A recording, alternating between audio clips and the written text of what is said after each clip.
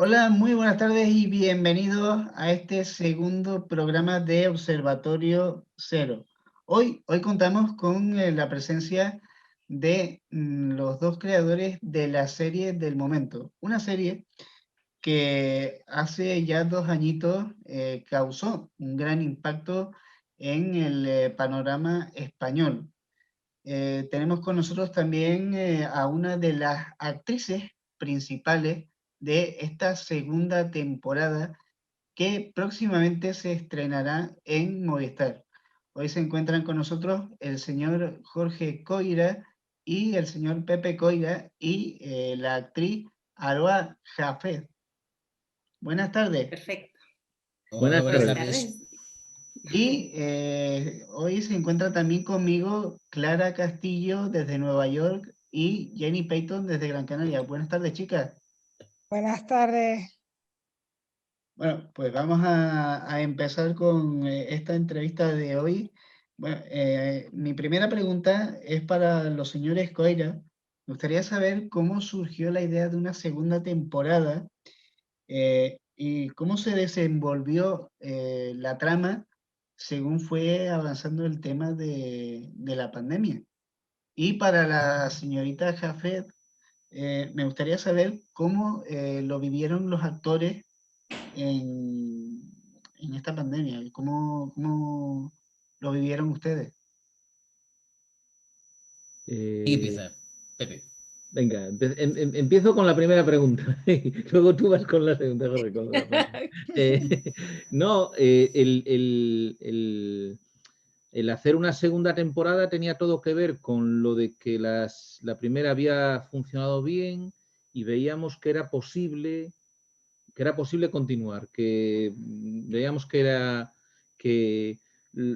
desde luego el escenario había, en el que había transcurrido la primera y los personajes principales que habíamos conocido en la primera daban de sí como para poder contar otra historia. Es otra historia diferente, con conexiones, por supuesto, con la primera temporada, pero y bueno, y aquí está Aroa, que es un personaje que ya estaba en la isla cuando transcurría la primera temporada, pero simplemente no habíamos, la serie no había mirado hacia ese personaje o hacia su familia y tal. Buscamos, entonces eso, buscamos algo que fuera, una historia que fuera lo suficientemente, que estuviese lo suficientemente emparentada con la primera, con lo que era la primera historia que contamos, la primera temporada, y al mismo tiempo que tuviera una identidad propia como una historia nueva que transcurre en ese lugar maravilloso, ¿no? Que es el Hierro. Ujú.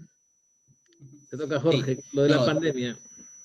no, bueno, y primero, y antes de la pandemia, lo de que, claro, cuando llegamos, cuando hicimos Hierro, cuando estrenamos Hierro, enseguida empezó esta cosa de, iba a haber segunda temporada, iba a haber segunda temporada. Mientras nosotros, y con toda esta presión, mientras nosotros, el planteamiento era básicamente lo de, vale, el canal está interesado en hacer una segunda temporada, porque la primera ya arrancó muy bien y estaba siendo un éxito, lo de encontramos algo que a nosotros nos apetezca mucho. Y si encontramos una historia que nos apetezca mucho, vamos, y entonces empezamos ahí a comentar y tal, y hizo Pepe esta propuesta de vamos a explorar toda esta historia de esta familia, y ahí nos lanzamos. Y efectivamente llegó la pandemia, que nos pilló en la 4ª semana de rodaje, de una forma claro, que nos trastocó absolutamente todo. Yo tengo la sensación de que para bien y para mal, es decir, nos generó un montón de problemas y acabó convirtiendo el rodaje en un rodaje muy raro en muchos aspectos, cosas más desordenadas de lo normal. Bueno, nos cambió muchos planes. Por otro lado, nos dio un poco de margen como para repensar y matizar. Pues nosotros ya habíamos empezado a rodar y todavía se estaban escribiendo los últimos episodios. Entonces nos dio un poquito más de tiempo como para poder discutir algunas cosas, poder mirarlo con un poco más de calma, aunque luego siempre acabamos corriendo y yendo así al límite, pero bueno, pero nos dio eso como un poco de distancia. Incluso a mí me ocurrió algo que nunca había hecho en mi vida, que era lo de montar en el medio del proceso, yo estuve aquí en casa, en este mismo ordenador, estuve aquí montando la serie y montando lo que habíamos rodado en esas 4 semanas. Entonces yo incluso recuerdo con Aroa lo de hablar de cosas de, oye, veo algún matiz que tenemos que tocar, que vemos que podemos ahí rascar por cosas que descubres montando. Fue muy peculiar. Ahora le toca a Aroa. Pues para nosotros fue igual.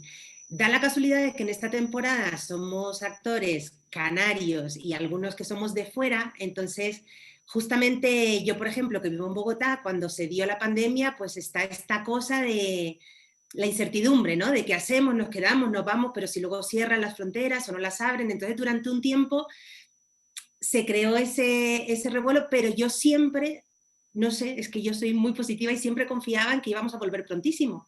Y así fue, que fuimos los primeros en regresar. Por la situación de la isla, por un montón de factores que, no sé, yo creía que así iba a ser y efectivamente me quedé más paloma de donde soy. Eso también me vino bien, por otro lado, porque pude pasar más tiempo con mi familia, con mis amigos. No sé, fue una sensación extrañísima de estar en casa pero no estar. También aproveché ese tiempo para indagar mucho más en Lucía, en situaciones por las que estaba pasando, que yo creía que se podía limar más, ahí lo que hablamos con Jorge. Y nada, y confiar en que volviese y esperar el capítulo 6 como una loca, claro, porque nos faltaba y éramos todos de, bueno, ya que estamos en pandemia, por favor, que llegue. Y así fue. Sí, seguíamos con la cosita. Los planos son espectaculares, la fotografía muy impactante y las tomas aéreas que supongo han intervenido drones aquí son de National Geographic, sí, seriamente, porque yo me quedé impactadísima, tanto como con la primera temporada como con la segunda. Todo impresionante. ¿Creen ustedes que, bueno, son conscientes del impacto que puede tener tras la pandemia para incentivar el turismo hacia el Hierro, impulsar la economía canaria? Sí, hay cierta conciencia, es decir, sí, somos conscientes. Por otro lado, también es algo como que está tan poco en nuestra mano que, bueno, pues no sé. Es decir, bueno, por un lado, respecto a lo de la foto, muchas gracias por esas palabras. Yo reconozco que estoy muy contento, incluso con una cosa que se me parecía de que estaba muy bien la foto de la primera. Yo creo que me gustó mucho el trabajo que hizo José Bernal, el director de foto. Pero y en la segunda fue lo de vamos a intentar ir más allá e ir todavía más a la raíz de lo que nos gustaría hacer, y yo tengo la sensación de que lo conseguimos. Me gusta más la fotografía de la segunda temporada, la imagen de la segunda, que la de la primera. Creo que fuimos un paso más allá en todo lo que se había planteado. Y luego respecto a cómo afecta eso a esa parte de turismo, sí somos conscientes en cuanto a que lo notamos muchísimo nosotros mismos en la isla. Hay que decir, la relación incluso con la gente, es decir, tenía mucha gracia cuando volvimos. A mí me importaba mucho cómo fuese recibida la serie en la isla. Y después del estreno, la primera vez que fui, me decías, bueno, claramente es bien recibida, porque de repente todo el mundo nos saludaba por la calle, había como una relación así de alegría, de buen rollo, tenía mucha gracia.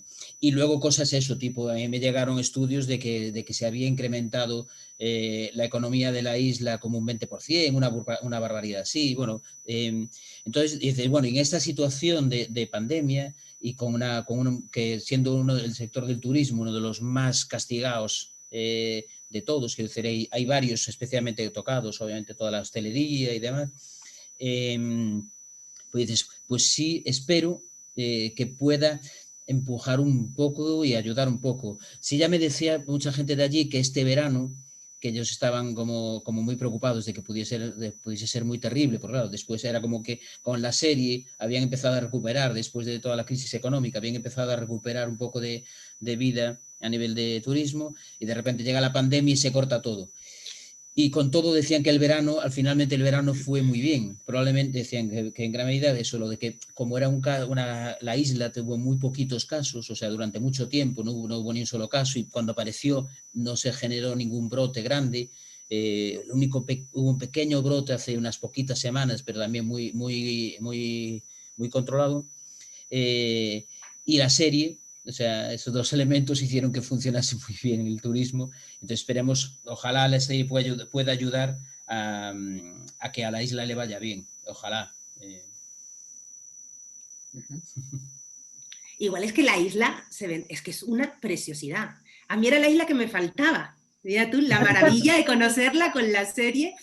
Y yo he notado en mi familia, en mis amigos, de repente, desde que se estrenó la primera temporada, las vacaciones son herreñas.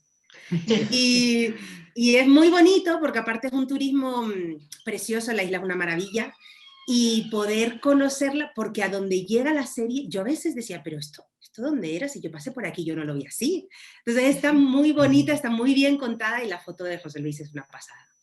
Sí. Además, una particularidad de la primera que yo se lo comentaba a mis compañeras ayer, es que lo primero que se grabó de la primera temporada, y lo recuerdo porque tanto Jorge como Pepe me lo dijeron, lo primero que se grabó fue el final, que fue en la bajada de la Virgen.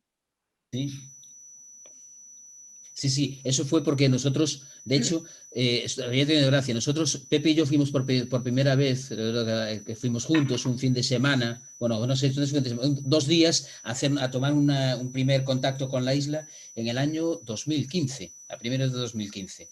Y yo creo que fue ahí la primera vez que oímos hablar de la bajada, bueno, no estoy seguro, pero no, sí, en los primeros de 2015 empezamos a oír hablar de la existencia de la bajada, pero como faltaban 2 años para que ocurriese, porque iba a ser en 2017, ni nos planteamos hacer nada con la bajada. Pero luego, como la serie se fue retrasando y se fue alargando el proceso, llegó un punto en el que era lo de, espera, si vamos para adelante ahora con Movistar, sería planteable aquello que habíamos soñado de cómo molaría meter la bajada dentro de la serie, sería planteable. Y finalmente eso ocurrió, interesó lo de meterlo, pero con la coña de que para cuando finalmente ocurrió estábamos todavía desarrollando los guiones, con lo cual no sabíamos muy bien cómo la íbamos a usar. Teníamos una idea genérica de que tuviese relación pues, con el clímax de la primera temporada, es decir, yo creo ya estaba el germen de lo que finalmente hicimos, pero no era una cosa totalmente exacta. Pero bueno, allí nos fuimos a rodar.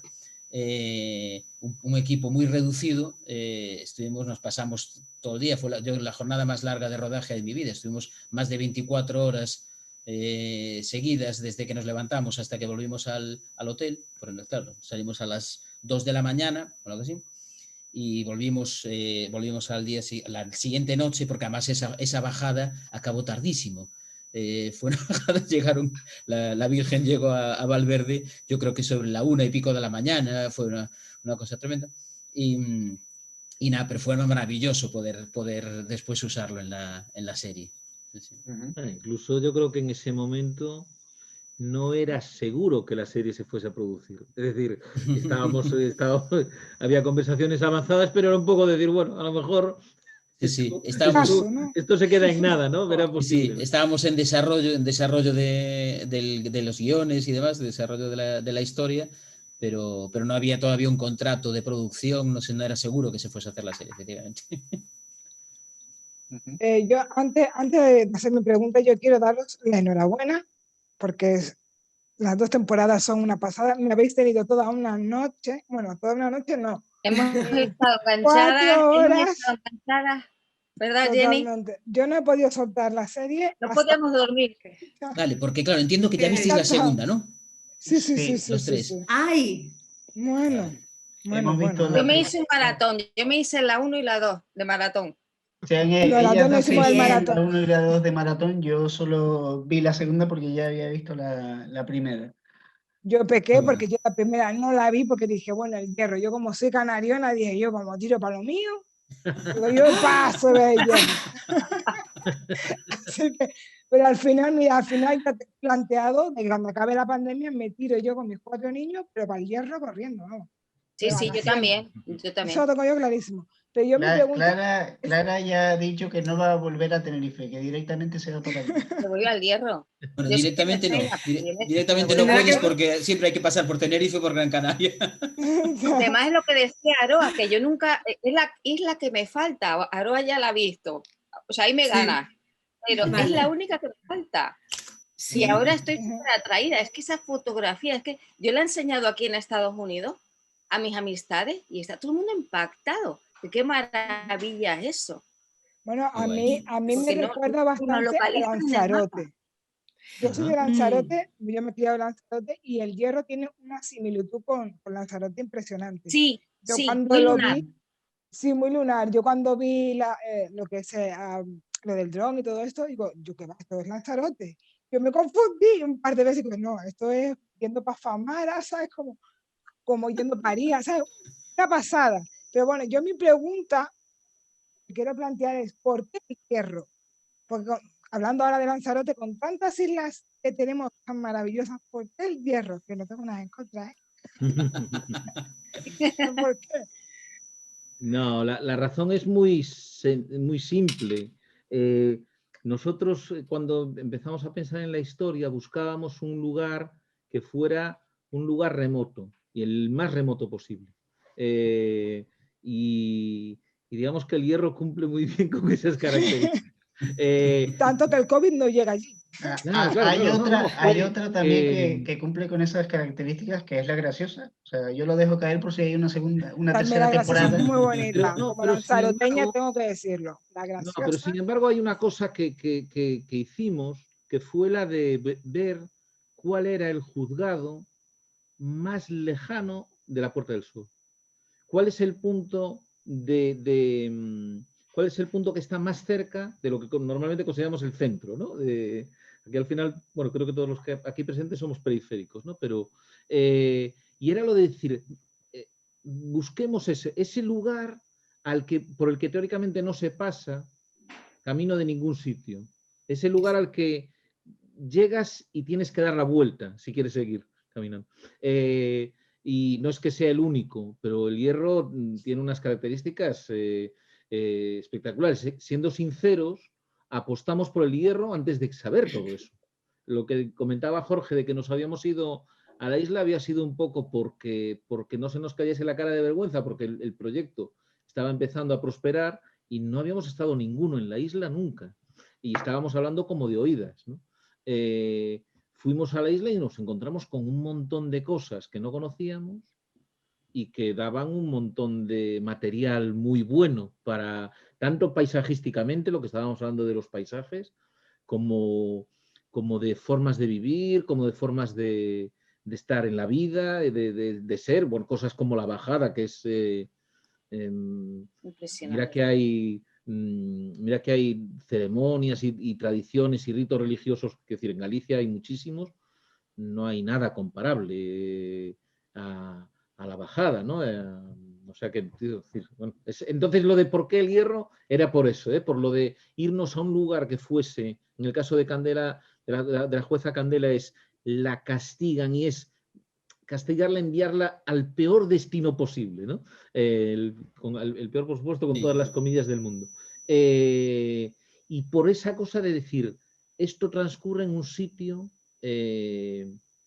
donde no hay nada más después de eso, ¿no? Bueno, meridiano cero, nosotros venimos vivimos en un Finisterre, en el final del mundo, en nuestra dirección, pues era buscar ese otro.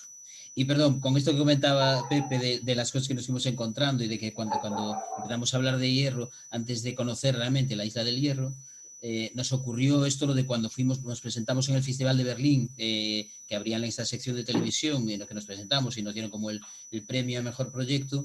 Recuerdo que aquello era muy divertido, lo de estar hablando de la isla. Yo incluso me había preparado un documento visual con imágenes de la isla.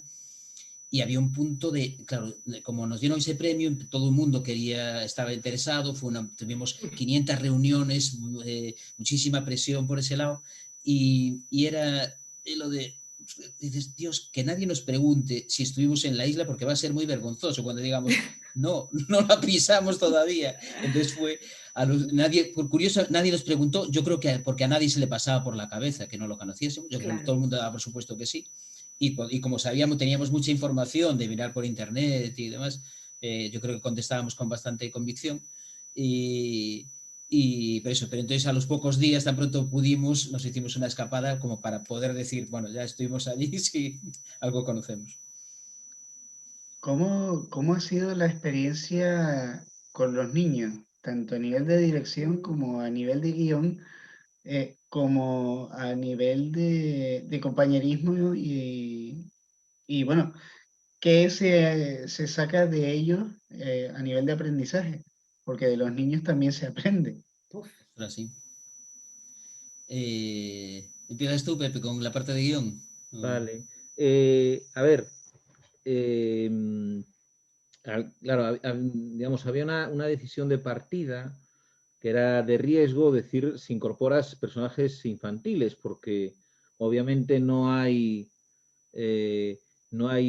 actores profesionales de 8 años ni esto, ¿no? Y es algo que dices, bueno, a ver con qué nos encontramos y luego cómo va a poder trabajar el director y el resto del reparto con ellos y tal, ¿no? Eso, ahí hay un elemento de riesgo de partida. Pero en este caso era impepinable porque nos planteábamos una historia que tuviese que ver con la custodia y lo de una pareja rota y cómo los niños casi en algún momento parece que son armas que se arrojan, ¿no? Entre ellos o tal. Pero bueno, desde un punto de vista de escritura, yo creo que más difícil que los niños es lo de los adolescentes, pero por limitaciones, desde luego en mi caso, por limitaciones mías de que nunca, sabes, yo tengo hijos que ya son mayores, entonces yo tiraba un poco de memoria de cómo fueron cuando yo los conocí en esas edades, pero francamente era eso, de decir, bueno, vamos había un planteamiento que desde un punto de vista guión es muy cómodo, que era el de niñas que son más bien introvertidas, lo cual hace todo mucho más fácil desde un punto de vista de escritura.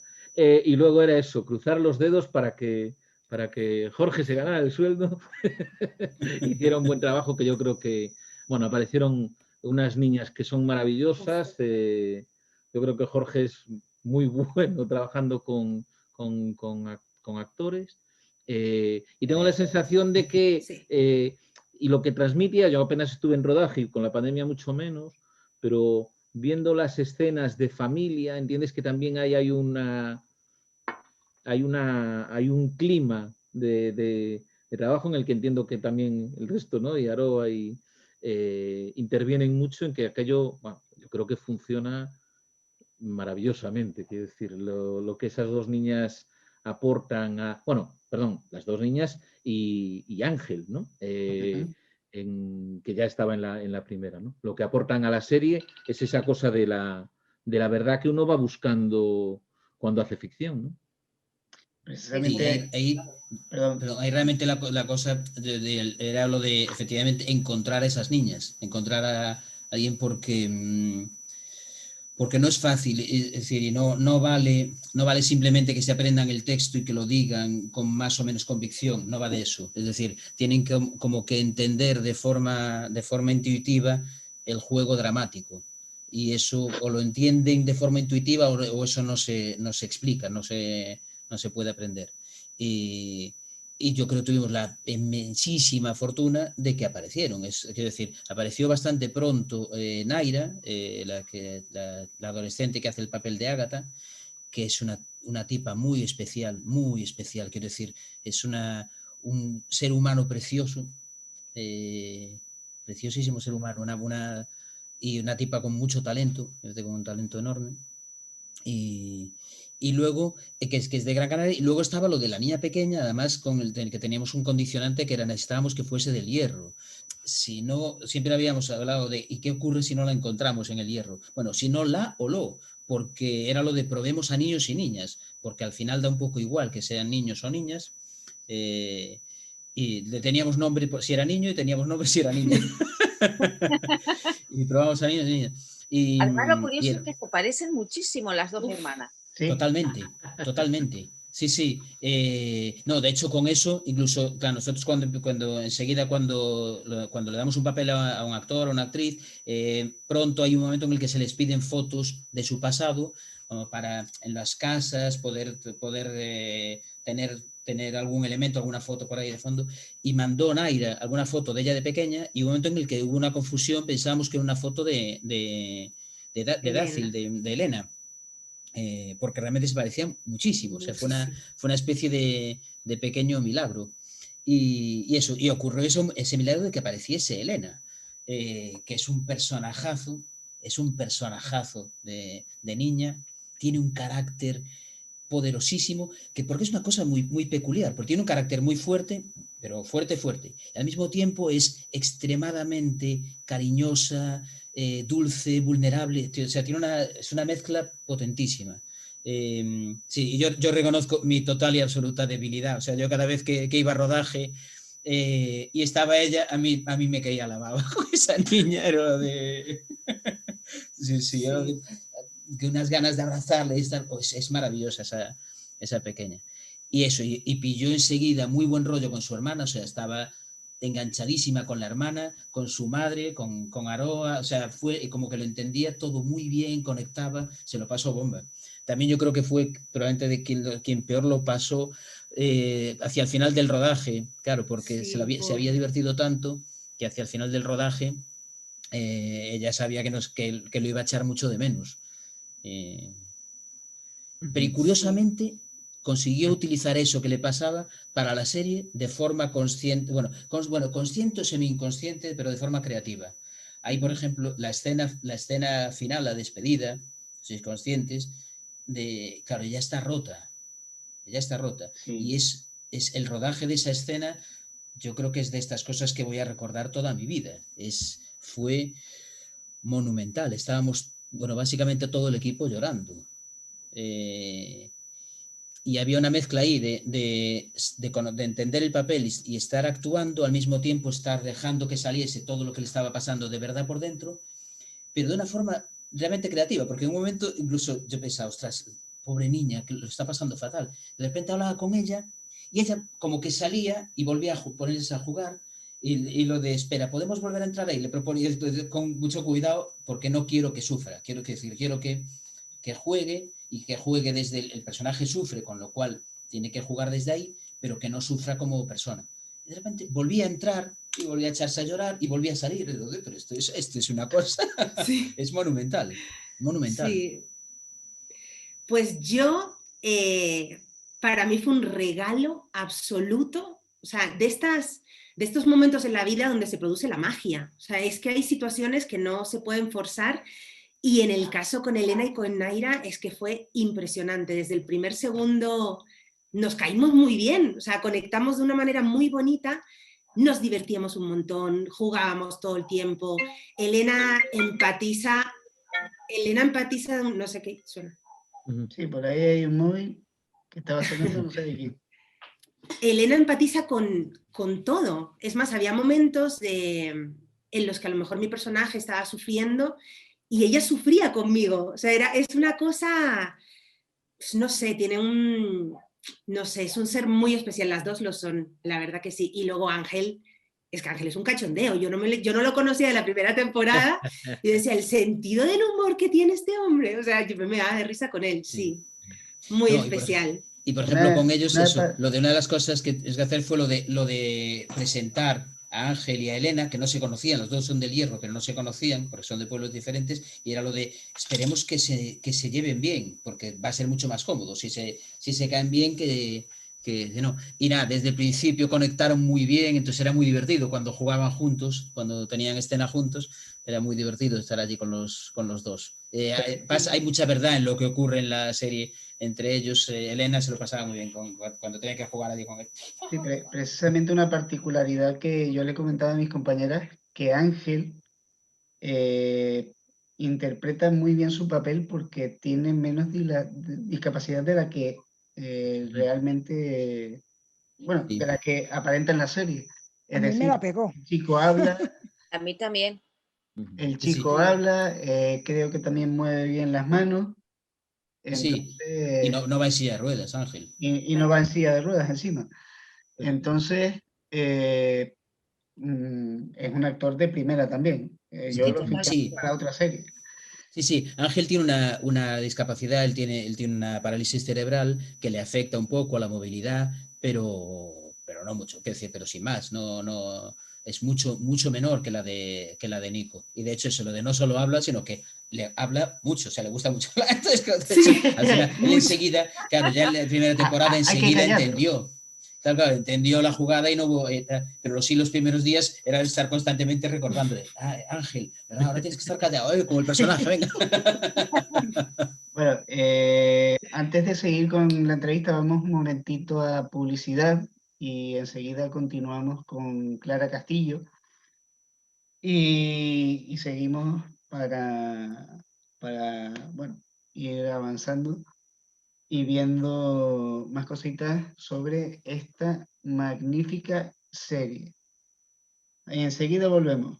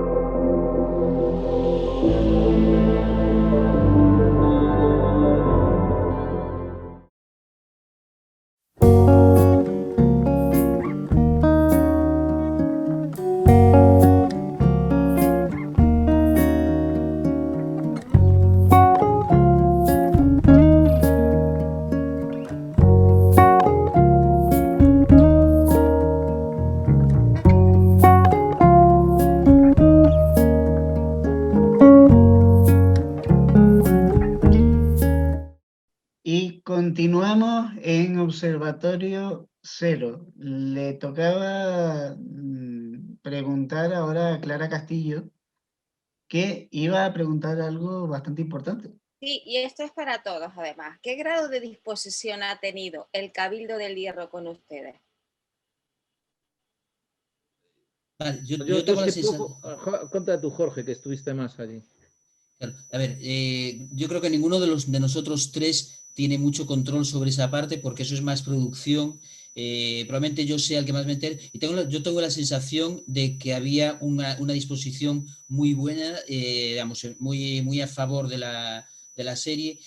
Ya en la primera temporada, quiero decir, había buena relación, pero yo tuve la sensación como que en la primera temporada era más lo de, bueno, si os podemos echar una mano, lo que queráis, ve tal, pero sin tanto entusiasmo. Ahora en la segunda, por lo menos lo que transmitían era un enorme entusiasmo, lo de todo lo que necesitéis.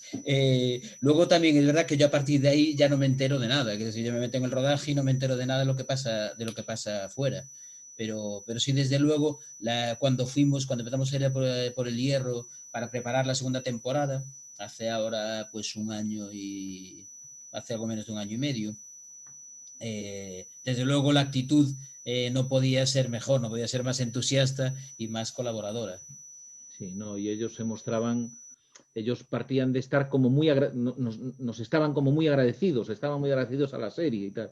Y era lo que dice Jorge. Entonces, yo no sé luego cómo fue en el día a día en el rodaje, pero juraría eso, que mejor imposible. Incluso hubo cosas porque en la primera temporada yo creo que había, bueno, mucha gente contenta de que estuviésemos allí y con ganas de ver la serie, pero al mismo tiempo, y esto lo notábamos muy claramente, mucha gente como un poco la defensiva de a ver qué vais a hacer, a ver cómo vais a mostrar la isla. y había como cierta preocupación. Incluso yo recuerdo algún caso de un chico, un tipo que por otro lado era un tipo muy majo, pero un día, antes de rodar la serie, nos decía que si por él fuese, no nos dejarían rodar la bajada. Que a él le parecía muy mala idea que rodásemos la bajada, porque era algo muy importante para la isla y que con eso no se hacían bromas, que esto... Y era de, ostras, pero vamos, era de verdad que queremos tratarlo con respeto. Ya, bueno, sí, pero yo, es decir, si depende de mí, yo no os dejaría. Y este chico en concreto después vio la serie y no iba a decir que se había equivocado, que le había encantado cómo había salido en la serie. Incluso alguna gente que fue claramente reacia en la primera temporada a que rodásemos la de la bajada, después estaban encantados cuando vieron la serie. Con lo cual ahora, desde luego, en general la actitud era muy, muy positiva. Y por otro lado, yo también creo que ese es un temor que es fundado, o sea, Sí. porque muchas veces llegan los equipos del cine o de la tele y como que desembarcan allí y arrasan con todo y a veces ves historias que dices, pero esto transcurre, como que falsean mucho el lugar, ¿no? Nosotros intentábamos, había ese esfuerzo de respetarlo, ¿no? Pero... Sí, Yo digo probablemente que también ese por temor hecho... a mí me parece lógico, ¿eh? Yo lo tengo, si vienen por mi pueblo, yo digo, uy, a ver qué van a hacer, a ver qué van a contar. Y en Galicia, yo creo que en Galicia conocemos casos de eso, equipos de rodaje que vienen de fuera a rodar y dices, ¿qué es esto? ¿Qué es lo que están haciendo? ¿Qué están rodando? Esto no tiene nada que ver con este lugar, cosas muy absurdas. Recuerdo una película en la que querían poner a gente viviendo en los hórreos, no sé si conocéis esto, pero son unos graneros que hay por Galicia. Dices, si querían poner a gente viviendo en estos graneros, dices, no, eso es para el grano, no es para gente. Entonces, sí, conocemos ese, pero yo creo precisamente por eso, como nosotros también venimos de la periferia, venimos de eso, de otro fin del mundo, sabemos lo que es y lo de, joder, tratemos esto con respeto e intentemos de verdad contar lo que vemos de forma honesta. ¿Jenny? Ah, sí, no, tenía el micro silenciado porque tengo una cantidad de ruido aquí en casa. Sí, Entre perros, niños y tal. Bueno, ¿os planteáis una tercera temporada en otra isla? Ahora, yo lo dejo caer, ¿sabes? No, ahora estamos con esto y luego yo le estoy pensando... Solo me ha faltado decir, en Gran Canaria, por ejemplo. En Gran Canaria, y otra protagonista, no lo sé. No, lo dejo caer. Ahora estamos con esta. Yo ahora no estoy pensando en el caso de pensar, ya habrá tiempo. Ahora estamos pensando en esta. Y yo diría que cada isla se merece su serie, ¿no? Eso seguro, vaya, ¿no? Quiero decir... Yo relaciones públicas, aquí. Pues nada, habrá que pensarlo. Sí, porque es que lo que he dicho, que el elenco de actores es tan fantástico que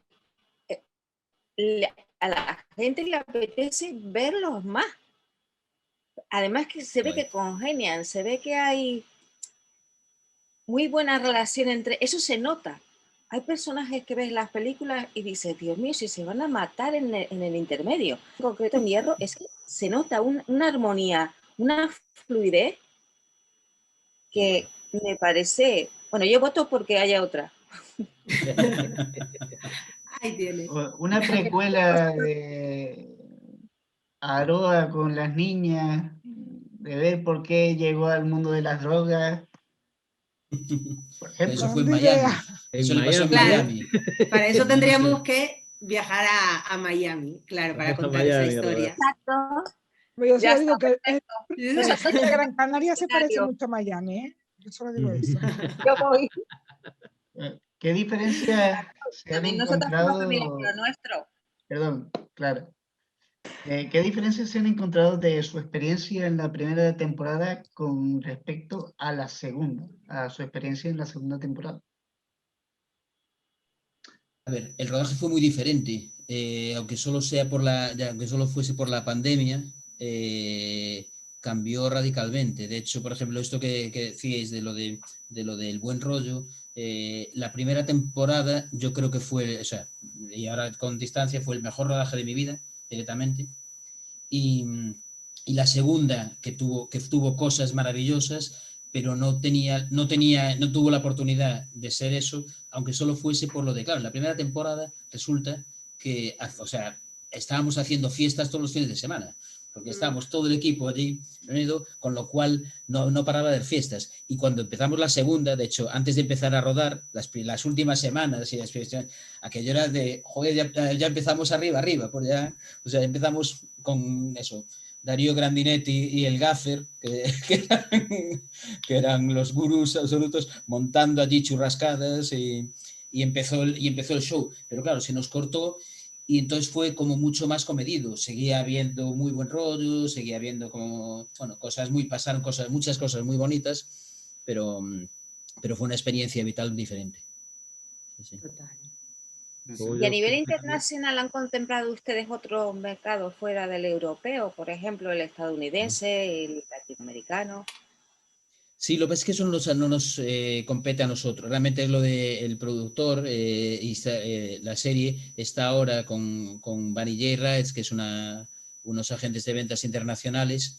Y yo sé que digamos, ya se estrenó en bastantes países y y eso está todavía en movimiento. Pero no sabemos hasta dónde podrá llegar. ¿Lo sabe? Disculpa, yo no escuché bien, ¿eh? No se te ¿Está entendió. disponible la serie en inglés? ¿Lo saben ustedes? No se te entendió bien. Sí. A ver, ¿no se me oye? Ahora sí. Se te corta. Perdón. Que si está disponible, la serie en inglés, ¿lo saben ustedes? No, bueno, subtitulada sí. Seguro que está subtitulada al inglés porque si no, no la puedes mover en mercados. Pero más allá de eso, ni idea, ¿eh? Sé Sí, que yo luego creo que todavía no se estrenó ni en Inglaterra ni en Estados Unidos. No sé si en Australia se había estrenado. No lo sé, la verdad. No lo sé. Yo luego sé que en todo lo que es Hispanoamérica, Movistar, entiendo que está muy presente en ellos, sí está disponible, creo, ¿eh? Pero es lo que decía Jorge, ¿eh? La verdad es que ni idea de cómo va el asunto de las ventas y eso no es para nada nuestro negociado. Ni idea. De los nuevos actores, ¿quién es el actor o la actriz que más les ha sorprendido, más allá de los niños? Sorprendido. A ver, no sé si la palabra es sorprendido, porque realmente, claro, es un proceso como que va poco a poco. Primero empezamos con castings, luego empezamos ensayos, primero más de pura charla, luego eso ya vamos yendo un poco más allá y lo empezamos a rodar. No sé, yo disfruté mucho con el nuevo reparto, honestamente. No se me ocurre. A ver, sí que hay un personaje que puede ser, por ejemplo, el personaje de Fadi, Enrique Elcides, que de repente que es una apuesta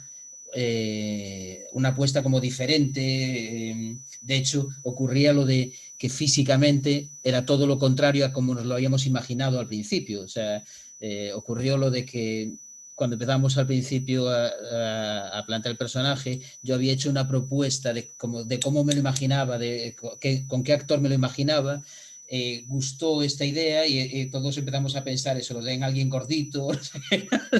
y entonces los guiones venían escritos que eso, comenzando un personaje más joven también era, ¿no? Sí, mucho más joven, de 20 y pico y gordo.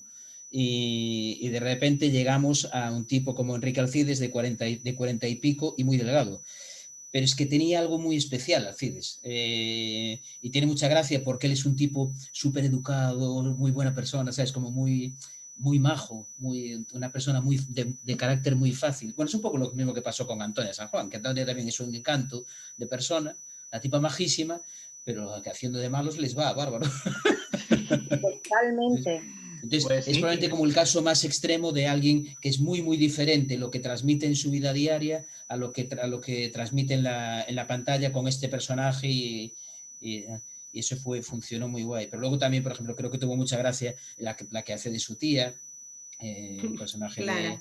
de Clara. Un personaje que a Clara. mí me sorprendió bastante por la voz. Claro, eso fue una apuesta también así de cierto riesgo, y porque incluso había ciertas dudas, pero bueno, pero eso, intuíamos que iba a funcionar. Y yo luego cuando encontramos la voz que nos gustaba, a mí me gusta mucho cómo le funciona el personaje, pero luego eso, y luego la familia, es que es una chulada. O sea, y los dos hermanos, que de hecho yo me quedé con una espineta clavada, que era cuando empezamos los ensayos, hubo un punto de digamos que son hermanos gemelos, vamos a subir la apuesta, ya no que son hermanos, sino digamos que son gemelos, y al final no llegamos a explicitarlo, a decirlo de palabra. Yo siempre pensé que eran gemelos, o sea, trabajé pensando son gemelos, porque me parece que ayuda a entender la relación que tienen, y es que me lo creo, veo a los dos actores que no tienen nada que ver uno con otro, pero me los creo como gemelos, porque eso, tenéis algo parecido y tal. Fue una gozada.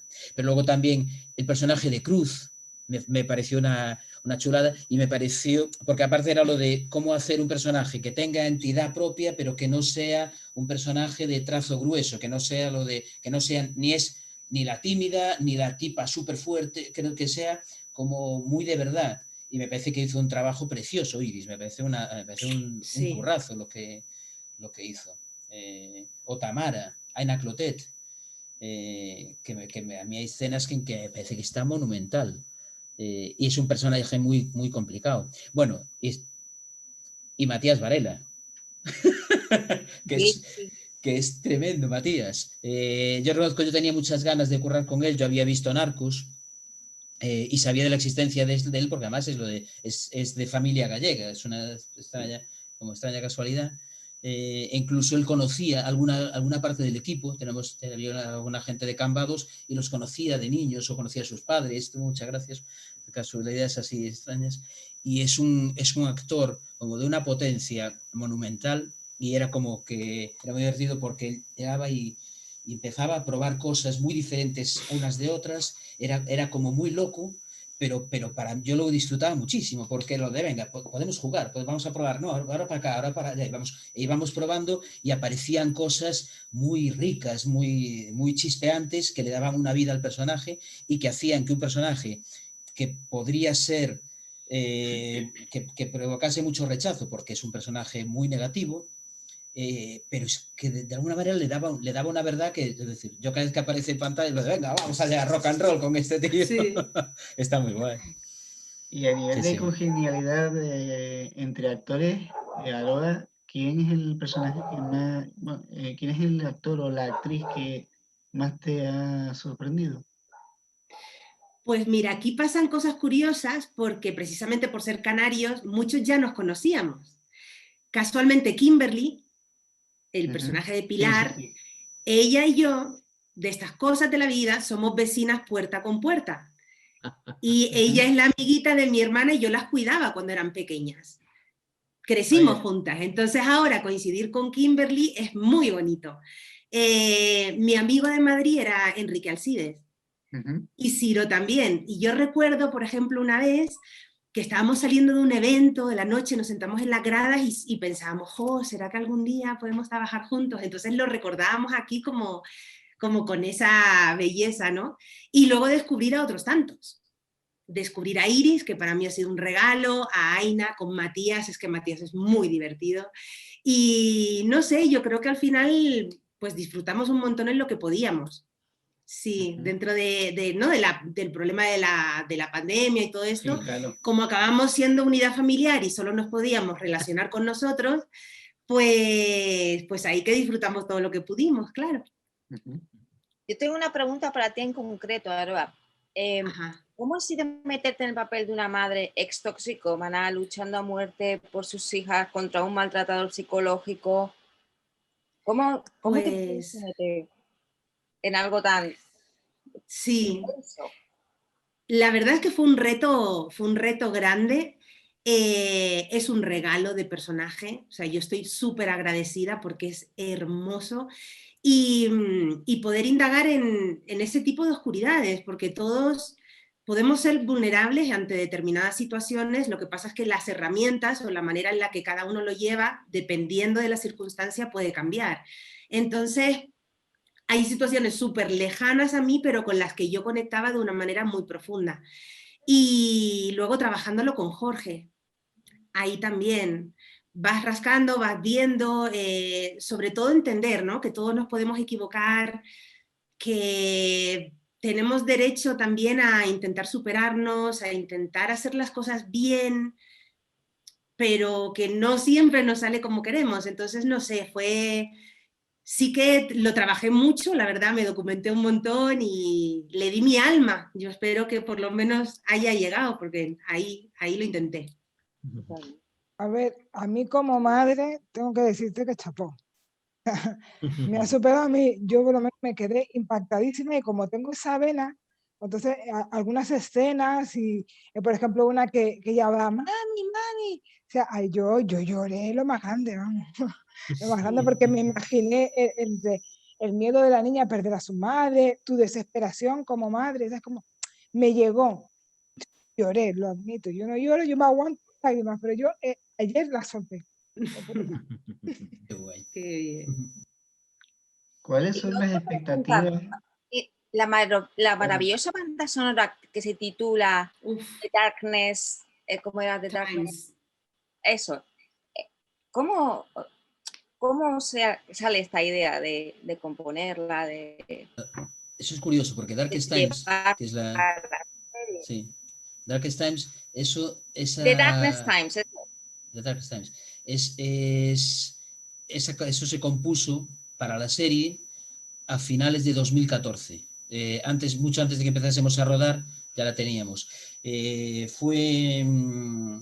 Bueno, yo creo que había sido una propuesta de Fosco, del productor, lo de que hiciesen la banda sonora estos dos músicos. Elba es una chica de Coruña que hace este tipo de música electrónica, fusión, elementos de jazz y demás, y Xavi Font es un compositor de bandas sonoras, de forma que juntos, y conectaron muy bien y cada uno aportaba un elemento, digamos. Y eso, antes de empezar la serie, cuando empezamos a preparar el proyecto, ellos como que compusieron el tema principal y que sigue siendo el mismo y con muy poquita variación.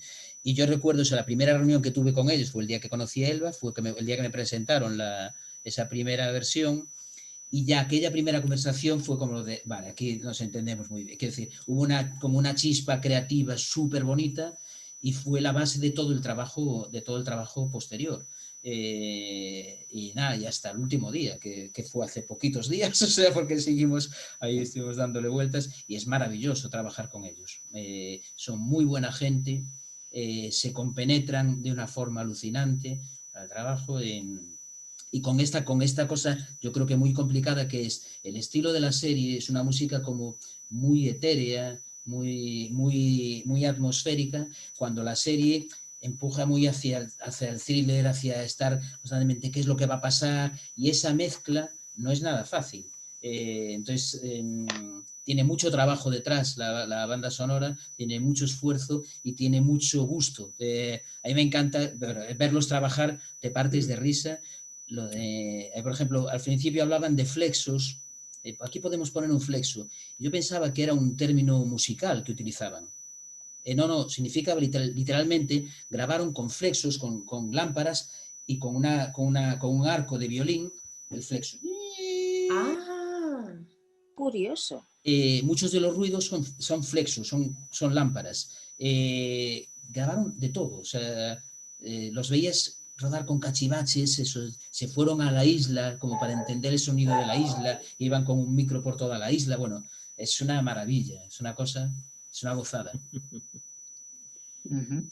Hay una pieza de promoción de la primera temporada sobre la música, que me imagino que debe estar en YouTube o en la página de Movistar, que donde se ve mucho de su trabajo, y es una gozada verlo, os lo recomiendo. De hecho, si la buscas la canción en Shazam, te aparece Hierro. Sí, sí. Bueno, y hay un detalle simpático, que es, ellos también llamaron a un colaborador, Abraham Cupeiro, que es un tipo que trabaja con instrumentos como antiguos, medievales, con enormes cuernos, o sea, los cuernos que suenan en la zona de... ¡Wow! Esto es Abraham Cupeiro con un gigantesco cuerno que hace él mismo, y y ahora, no sé si puedo decir el nombre, pero uno de los compositores más importantes del mundo, de bandas sonoras que hacen películas enormes para cine hollywoodiense, lo llamó hace unos pocos días para participar en una banda sonora. Y dices, estamos ahí conquistando el mundo. Sí, sí. Qué guay. ¿Cuáles son las expectativas que tienen para esta segunda temporada? ¿Las expectativas han sido superadas en la primera? ¿Qué expectativas hay para la segunda? ¿Será tan premiada como la primera? O...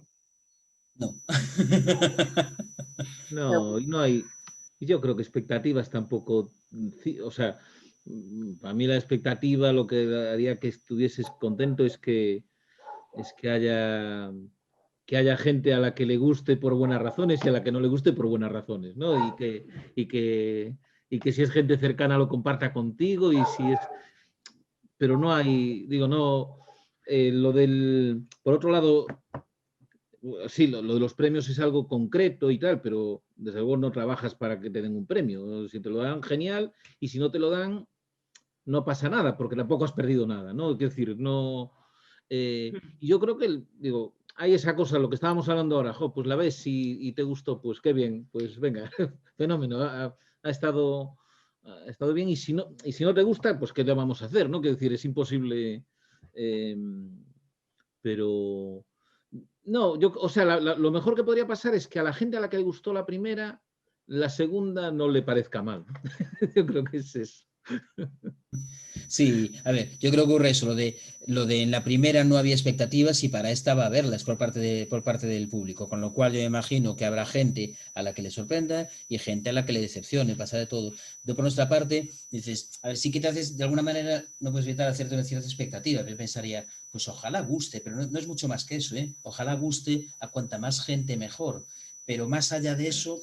Es que no está en nuestra mano, simplemente solo podemos intentar hacer la mejor serie que podamos, poner todo nuestro esfuerzo y toda nuestra alma en intentar hacer algo que sea honesto y que sea emocional y que sea verdadero y que cuente algo que nos parece que vale la pena contar, y a partir de ahí ya no está en nuestra mano. Y luego eso, lo de los premios, yo digo porque yo creo que fue como, también hay algo como muy de pura suerte, entonces con esas cosas y el nivel es muy alto, quiero decir, hay muchos proyectos, hay muchas series muy buenas, con lo cual yo me imagino pues que les tocará, que el año que salimos nosotros como que nos tocó de alguna manera, yo me imagino que esta vez le tocará a otros, porque pensar en eso sería como que caiga la moneda de pie dos veces, que caiga, pero efectivamente, como dice Pepe, lo de si te dan un premio se agradece mucho, es muy gozoso, pero si no te lo dan es lo normal,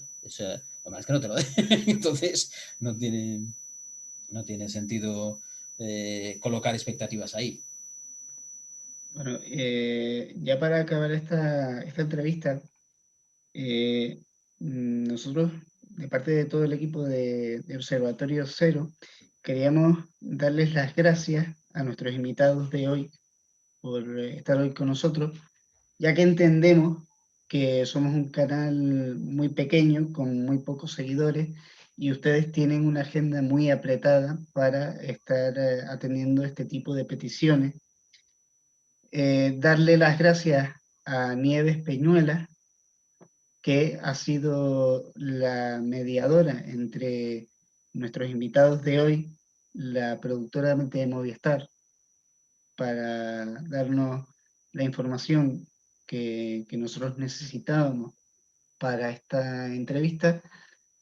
Y bueno, darle las gracias también a la productora Movistar por atender y aceptar esta petición y aceptarla, por supuesto,